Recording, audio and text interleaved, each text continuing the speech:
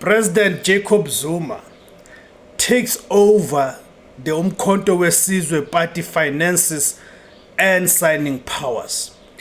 What does this mean? How did this come about? Because we need to ask a very important question, that what does this mean for the uMkhonto weSizwe party and the instability that the uMkhonto weSizwe party has always been accused of. If there's anything since its establishment that uMkhonto weSizwe party has been guilty of, it is the instability. Instability at the level of the leadership, that one day there's this person at the helm of the party as the Secretary-General or the Treasurer-General. The following day there's someone new, and that person does not even last, right? Does not even last that long in the position. That's what has raised questions to people to say, but how can we entrust these people? How can we entrust these people who have shown over time that they are so unstable and untrustworthy? How is this likely going to affect uMkhonto weSizwe party going forward, especially towards the 4th of November, the local government elections? You know, in politics, real power is not always found behind a podium or at a rally. Real power is found in the ability to make decisions, approve spending, and control the machinery that keeps an organization running. Right. With Jacob Zuma having moved to centralize financial oversight and key signings powers around his office, the development presents one of the most significant internal power shifts since the party's formation. The move has sparked debate. Is this a necessary step to protect a young political movement from internal instability, or does it signal growing concerns about trust and accountability within the party itself? Welcome back to Hard Truth SA, where we examine the decisions, strategies, and power dynamics shaping South African politics. Let us unpack what this could mean for the MK party and the country's political landscape. To understand the significance of this development, we need to understand how political parties actually function. While public attention often focuses on parties' presidents and public representatives, the day-to-day operation of a political organization depends heavily on an administration and finances.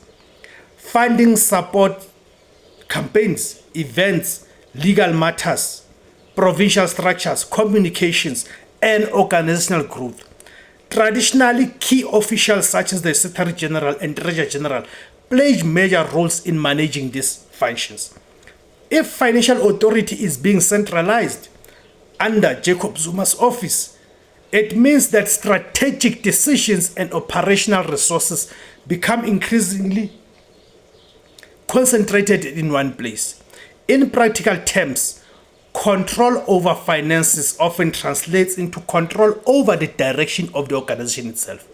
That is why developments involving signing powers and financial oversight are never merely administrative issues. They are fundamentally about political influence.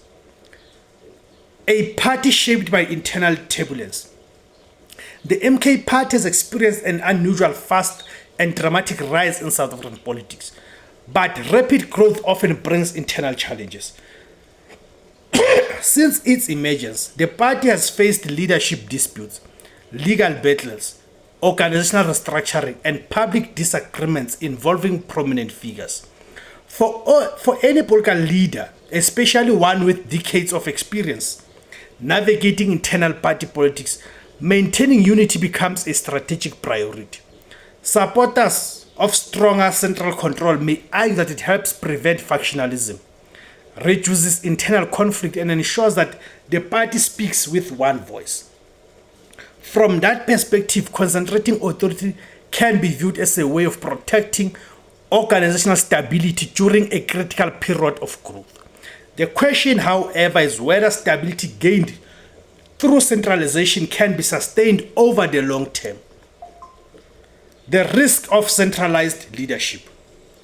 Every political strategy comes with trade-offs.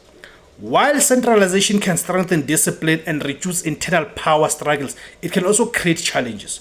Strong political institutions are typically built around systems, procedures, and clearly defined responsibilities. When too much authority becomes concentrated around a single individual, questions naturally arise about succession, accountability, and organizational resilience. Political parties are expected to function beyond the influence of any one leader. If key decisions depend heavily on a single office, it can become difficult to develop independent structures capable of operating effectively in the future. This is not a challenge unique to the MK Party.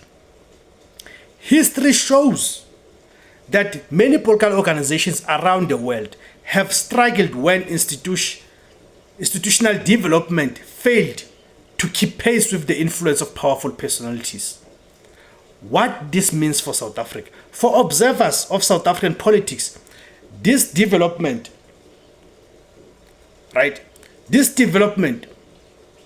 offers valuable lessons. Political power is not only about public support, parliamentary seats, or media attention. It is also about organizational control. The ability to direct resources, approve spending, and shape internal decision-making often determines who ultimately holds influence behind the scenes. Whether one views this move as a strategic leadership or excessive centralization, it highlights the ongoing challenge facing many political parties balancing unity with internal democracy.